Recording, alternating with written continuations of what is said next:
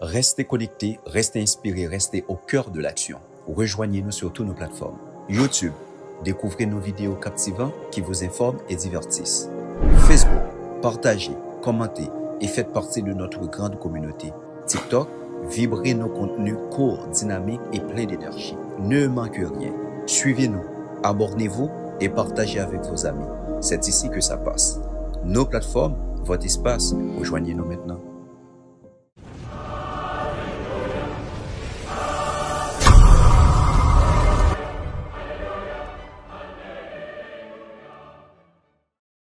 Maxime yo qui j'ennuie, bienvenue dans l'émission nous Dimanche se prépare. C'est animatrice nous Garanti Jean qui là pour accompagner nous vivre plus bien litige la messa grâce à commentaire grand exigète nous Marie-Noël Tabot. Maxime yo connaît moi pour lire commentaire que Marie-Noël Tabot fait pour dimanche 2 février 2025 là qui c'est 4e dimanche temps ordinaire année C. M'a rappelez nous que dimanche ça c'est la fête de la présentation du Seigneur au temple. Deuxièmement, pour oser dire que l'alliance passe par eux, il faut bien rappeler la légitimité de ce lien privilégié entre Dieu et cette descendance de Lévi. On va donc auréoler le passé et rappeler à satiété que Dieu a choisi cette famille tout simplement pour lui confier le sacerdoce.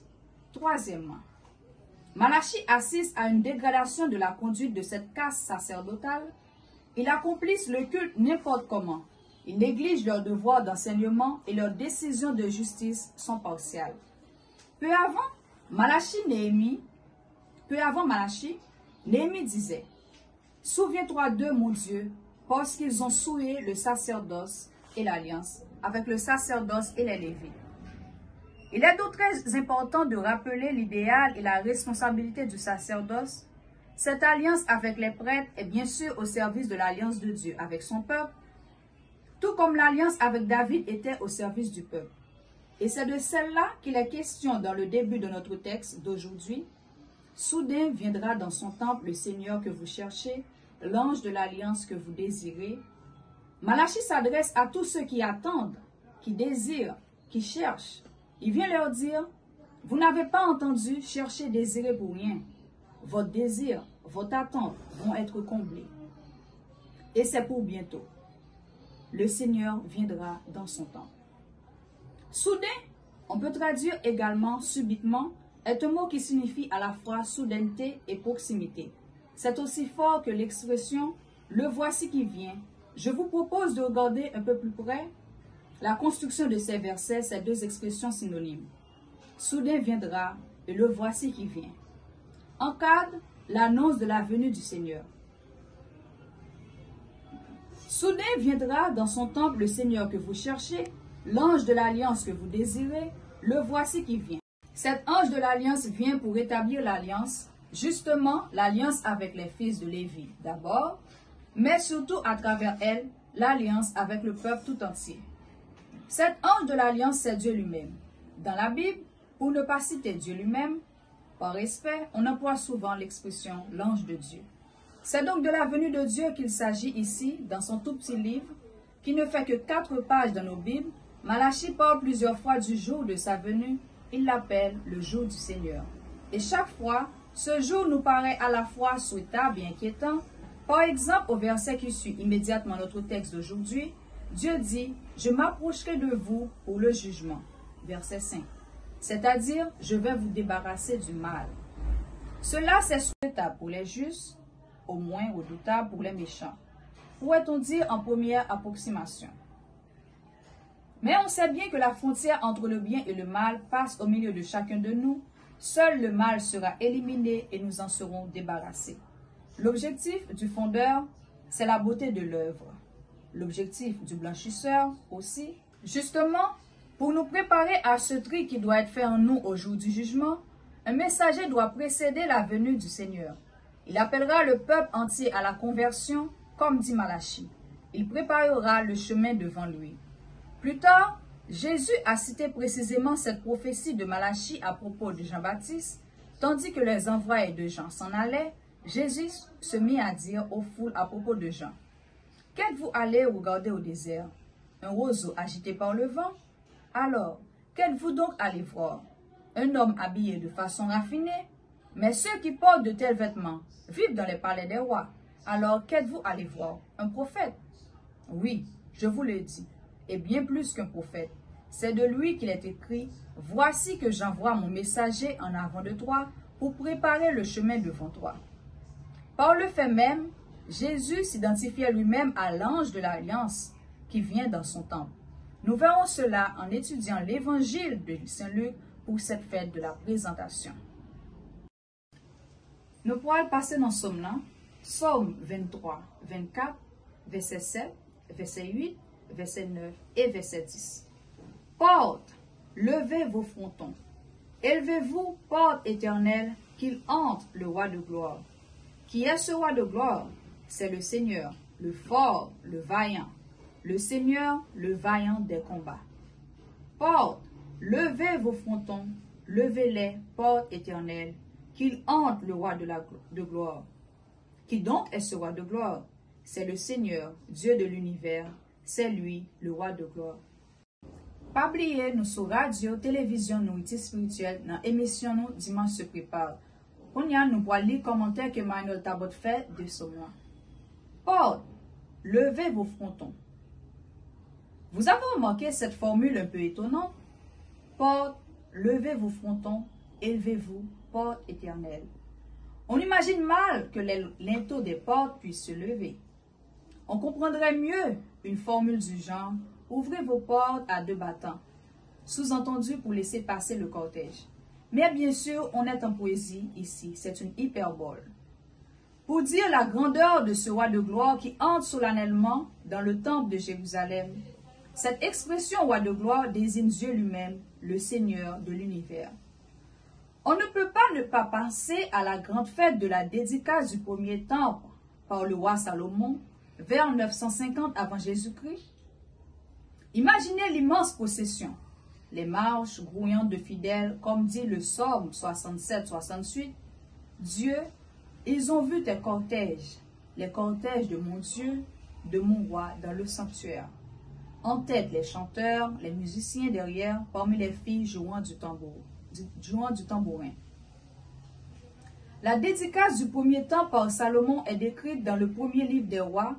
Salomon rassembla auprès de lui, à Jérusalem, les anciens d'Israël et tous les chefs des tribus, les chefs de famille des fils d'Israël, pour aller chercher l'arche de l'alliance du Seigneur dans la cité de David, c'est-à-dire à Sion.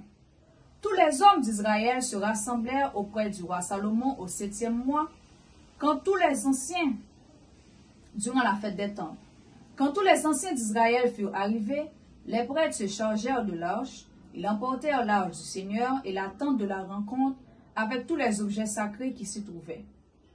Ce sont les prêtres et les lévites qui les transportèrent. Le roi Salomon et avec lui toute la communauté d'Israël, qu'il avait convoquée auprès de lui devant l'arche, offrirent en sacrifice des moutons et des bœufs. Il y en avait un si grand nombre qu'on ne pouvait ni le compter ni l'évaluer. Puis, les prêtres transportèrent l'arche à sa place dans la chambre sainte que l'on appelle le Saint des Saints, sous les ailes des kéroubim. Ceux-ci, en effet, étendaient leurs ailes au-dessus de l'emplacement de l'arche.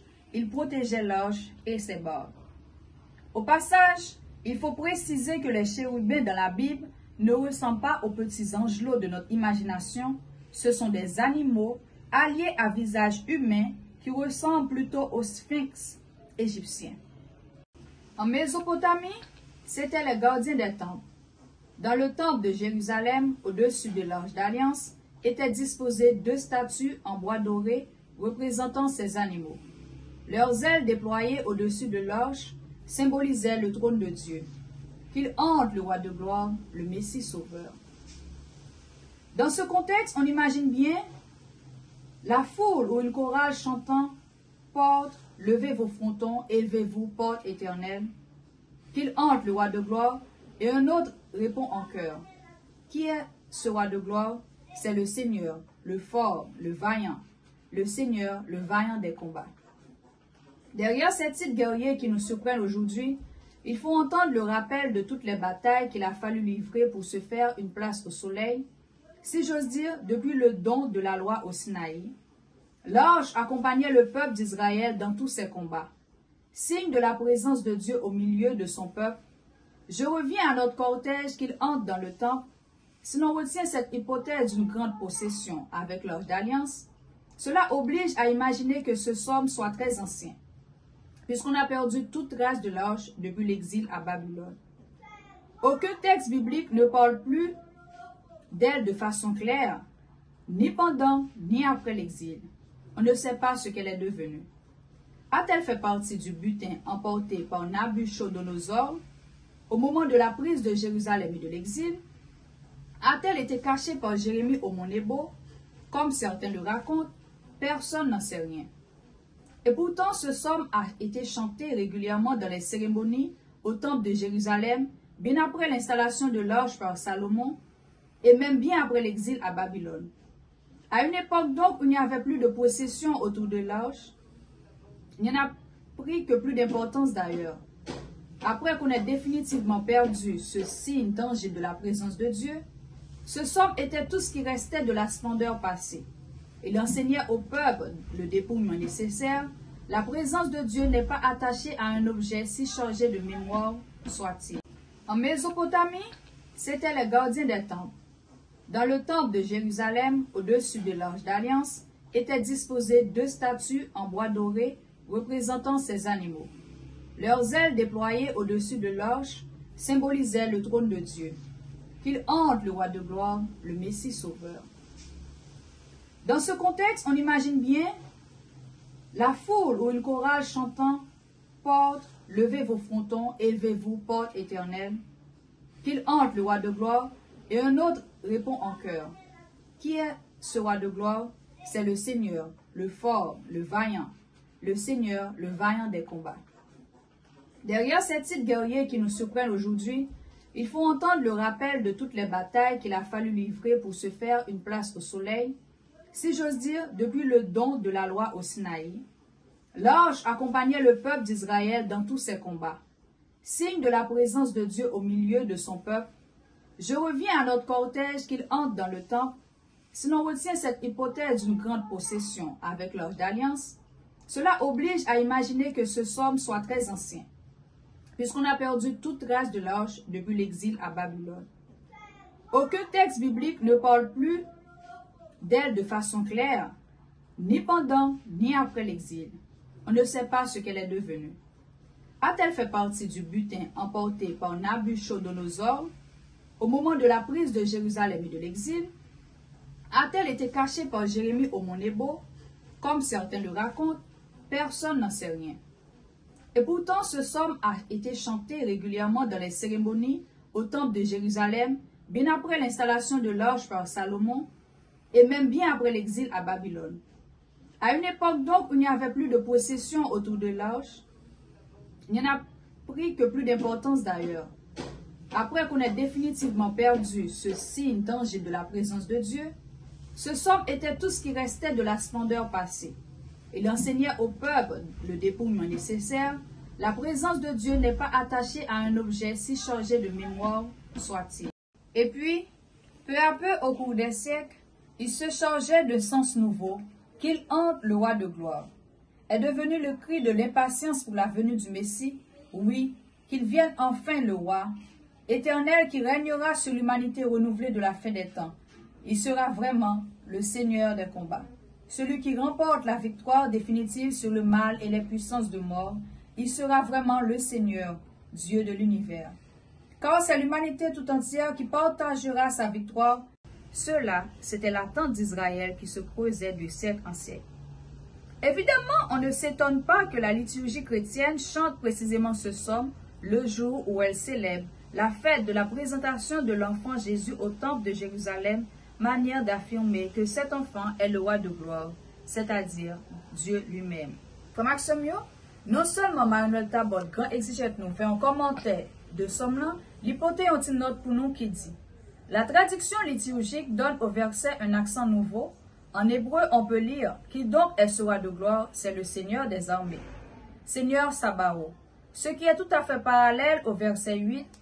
Dans les deux cas, quand on dit le Seigneur des combats, on évoque le Dieu qui accompagnait le peuple dans sa lutte pour sa liberté et pour sa survie. Tandis que la traduction liturgique donne c'est le Seigneur, Dieu de l'univers. Aujourd'hui, on aime traduire Dieu Sabaoth par Dieu de l'univers, parce que dans cette formule, nous entendons que Dieu n'est pas seulement le Dieu d'Israël, manière de dire que Dieu a choisi Israël, certes, mais aussi d'un projet qui concerne l'humanité tout entière. Ce choix des traducteurs modernes donne un accent universaliste qui n'y était peut-être pas à l'origine. En nous écouter, commentaire que Grand Exégète nous fait de deuxième lecture, 4e dimanche temps ordinaire à Nesséa. Jésus homme parmi les hommes. Il faut se rappeler que la lettre aux Hébreux a été écrite dans un contexte de querelle, et c'est précisément par cette lettre qu'on peut deviner quel genre de querelle devrait affronter les premiers chrétiens d'origine juive. Ils s'entendaient dire à tout bout de champ, « Votre Jésus n'est pas le Messie. Nous avons besoin d'un prêtre et il ne l'est pas. » Il était donc important pour un chrétien du 1er siècle de savoir que le Christ est vraiment prêtre, parce que l'institution du sacerdoce était capitale dans l'Ancien Testament, nous l'avons vu d'ailleurs, avec la première lecture extraite du livre de Malachie. Et une institution qui avait été capitale dans l'Ancien Testament ne pouvait pas être ignorée du Nouveau. Mais selon la loi juive, Jésus n'était pas et ne pouvait pas prétendre devenir prêtre et encore moins grand prêtre. Il n'avait aucune chance d'y parvenir puisqu'il était descendant de David, donc de la tribu de Juda et non pas de Lévi. Notre auteur le sait très bien puisqu'il affirme un peu plus loin, en effet, il est clair que notre Seigneur a surgi de la tribu de Juda, pour laquelle Moïse ne dit rien quand il parle des prêtres. Car cela ne tienne, dit la lettre aux Hébreux, Jésus n'est pas grand prêtre, descendant d'Aaron, soit, mais il peut l'être à la manière de Melchisédek. Celui dont parle le chapitre 14 de la Genèse vivait bien avant Moïse et Aaron, et pourtant la Bible le nomme prêtre du Dieu très haut. Donc, Jésus est bien à sa manière, dans la continuité de l'Ancien Testament, c'est très exactement le propos de la lettre aux Hébreux, nous montrer en quoi Jésus accomplit l'institution du sacerdoce. Il accomplit en langage biblique, cela ne veut pas dire qu'il reproduit le modèle de l'Ancien Testament, cela veut dire qu'il le mène à la perfection. Il faut d'abord se rappeler quels étaient les éléments constitutifs du sacerdoce ancien. Le prêtre de l'Ancien Testament a un rôle de médiateur. Le 1. Le prêtre est un membre du peuple. 2. Il est admis à communiquer avec la sainteté de Dieu. 3. En retour, si j'ose dire, il transmet au peuple les dons et les bénédictions de Dieu. L'une des grandes insistances du texte d'aujourd'hui porte sur le premier point. Jésus est bien un membre du peuple.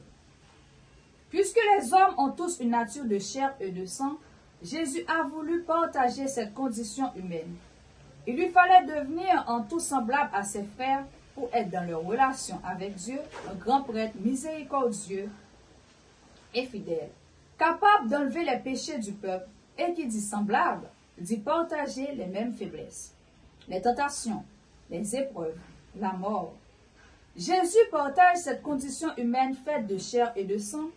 Il fallait que le Christ s'approche de nous au point de se faire l'un des nôtres, pour que la distance entre Dieu et l'homme soit comblée, jusqu'à partager nos épreuves. Mais il faut également que le prêtre soit admis à communiquer avec la sainteté de Dieu. Or, Dieu est le saint, c'est-à-dire le tout autre. C'est l'un des grands accents de la pensée biblique, nous l'avons vu souvent. Et donc, pour pouvoir approcher du Dieu saint, il faut être mis à part des autres. D'où tout un système de séparation rituelle auquel on soumettait les prêtres pour les rendre aptes à s'approcher de Dieu. Voici rapidement quelles étaient les séparations successives. Parmi toutes les nations, Dieu a choisi un peuple. À l'intérieur de ce peuple, une tribu, Lévi.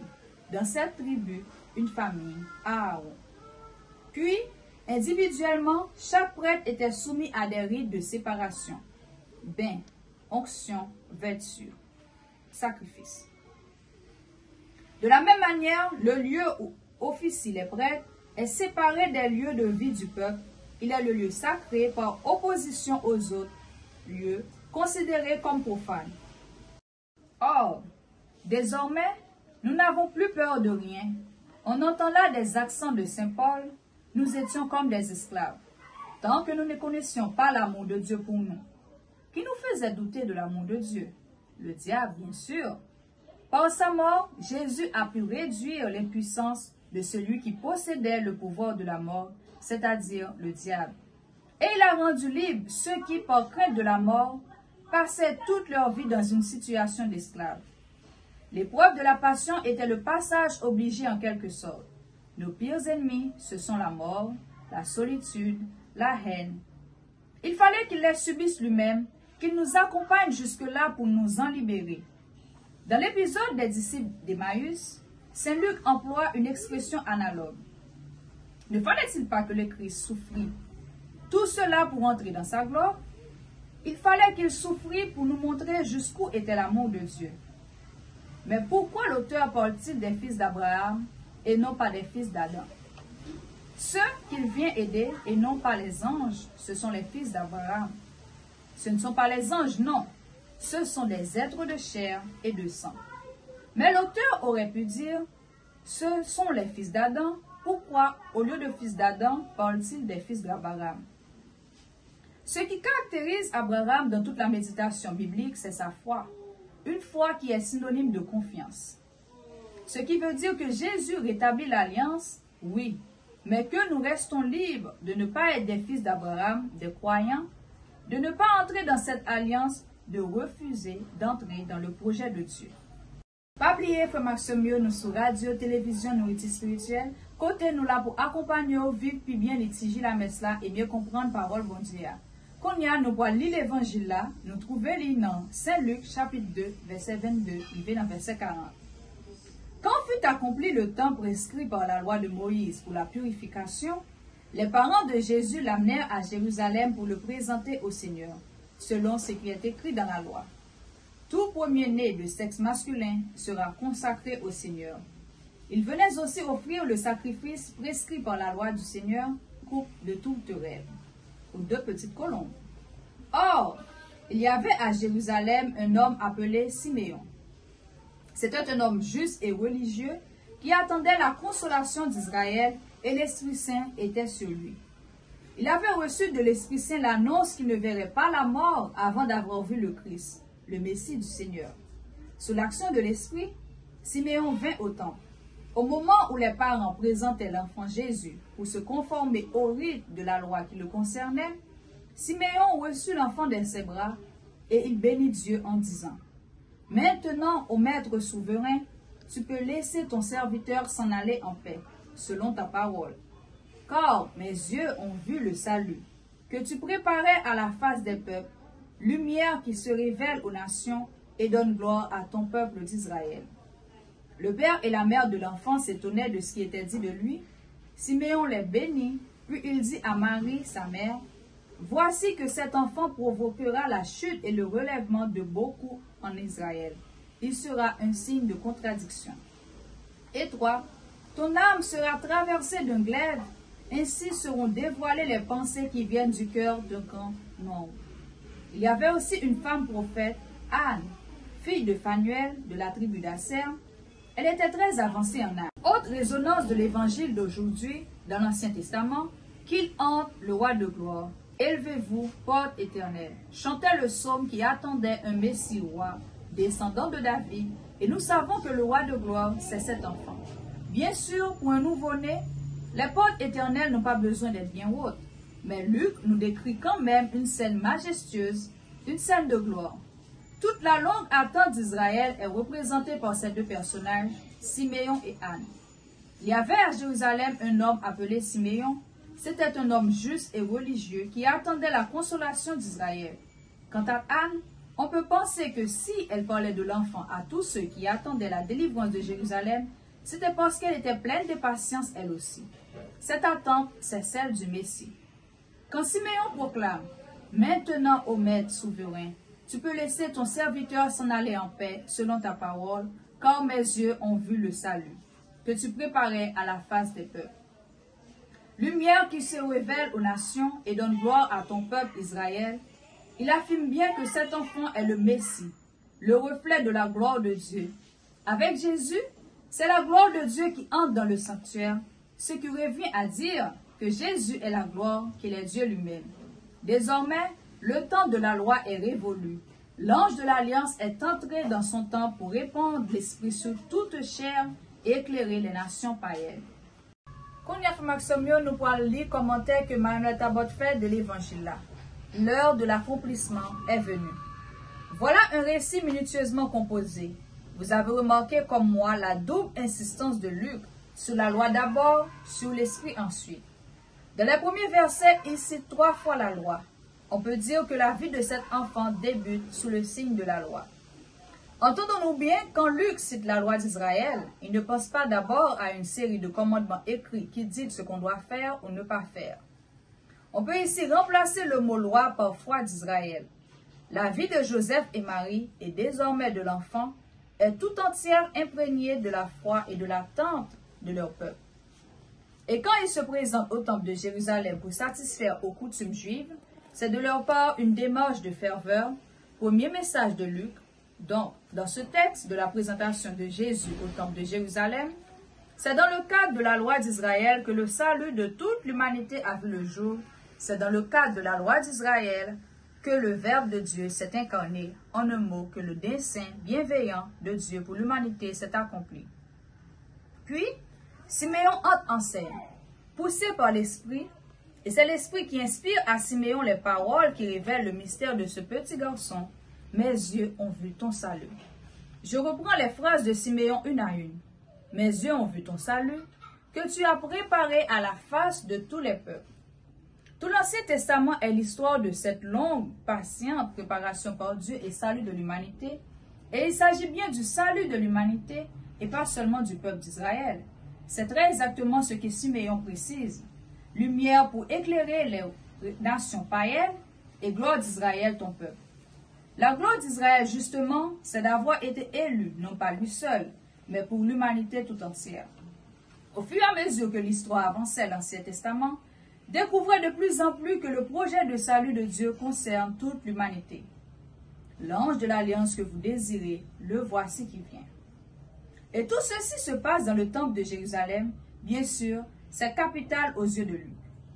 Nous assistons déjà à l'entrée glorieuse de Jésus, Seigneur et Sauveur, dans le temple de Jérusalem, comme l'avait annoncé le prophète Malachie. Voici les paroles de Malachie qui sont notre première lecture de cette fête. Ainsi parle le Seigneur Dieu, voici que j'envoie mon messager pour qu'il prépare le chemin devant moi, et soudain viendra dans son temple le Seigneur que vous cherchez. L'ange de l'Alliance que vous désirez, le voici qui vient, dit le Seigneur de l'univers. Luc reconnaît bien en Jésus l'ange de l'Alliance qui vient dans son temple. Les phrases de Siméon sur la gloire et la lumière sont tout à fait dans cette ligne. Mes yeux ont vu ton salut que tu as préparé à la face de tous les peuples, lumière pour éclairer les nations païennes et gloire d'Israël ton peuple. Autre résonance de l'évangile d'aujourd'hui dans l'Ancien Testament, qu'il entre le roi de gloire. Élevez-vous, porte éternelle. Chantez le psaume qui attendait un Messie roi, descendant de David, et nous savons que le roi de gloire, c'est cet enfant. Bien sûr, pour un nouveau-né, les portes éternelles n'ont pas besoin d'être bien hautes, mais Luc nous décrit quand même une scène majestueuse, une scène de gloire. Toute la longue attente d'Israël est représentée par ces deux personnages, Siméon et Anne. Il y avait à Jérusalem un homme appelé Siméon. C'était un homme juste et religieux qui attendait la consolation d'Israël. Quant à Anne, on peut penser que si elle parlait de l'enfant à tous ceux qui attendaient la délivrance de Jérusalem, c'était parce qu'elle était pleine de patience elle aussi. Cette attente, c'est celle du Messie. Quand Siméon proclame « Maintenant, ô Maître souverain, tu peux laisser ton serviteur s'en aller en paix selon ta parole, car mes yeux ont vu le salut, que tu préparais à la face des peuples. Lumière qui se révèle aux nations et donne gloire à ton peuple Israël, il affirme bien que cet enfant est le Messie, le reflet de la gloire de Dieu.